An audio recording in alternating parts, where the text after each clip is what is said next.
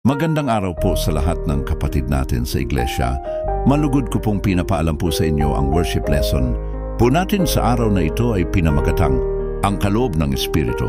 Laging ipinapaalala sa atin ang ipinagkaloob sa atin ng Panginoong Hesukristo, ang banal na Espiritu na kung saan ipamalita natin sa lahat ng kapatid natin sa buong mundo ang salita ng Diyos na kung saan nagtagumpay ang Panginoong Hesukristo laban sa kasalanan ng tao nang ialay niya ang kanyang buhay sa ating lahat. Kaya't huwag natin itong sayangin ang regalo o ipinagkaloob sa atin ng Panginoong Diyos at ipaalam din natin sa lahat ng ating kapatid dito sa mundo upang ang manampalataya sa Panginoong Hesukristo ay magkakaroon ng buhay na walang hanggan na siyang may hawak ng aklat ng buhay at mag-aalis ng tatak ng Panginoong Diyos at maghuhukom sa lahat ayon sa kanyang gawa.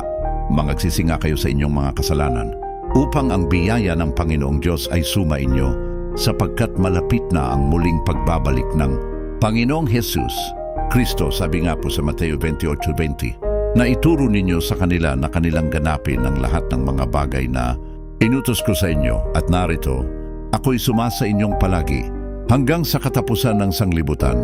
Ito ang huling bahagi ng Great Commission. Pinapaalala ni Jesus na ituro at isabuhay ang lahat ng kanyang utos. At ang pangako niya, hindi niya tayo iiwan, kasama natin siya palagi hanggang sa katapusan ng mundo. Maraming salamat po sa lahat ng kapatid natin sa iglesia nang nakinig ng worship lesson po natin sa araw na ito. Naway sumainyo ang Panginoong Diyos. God bless po sa ating lahat. Amen.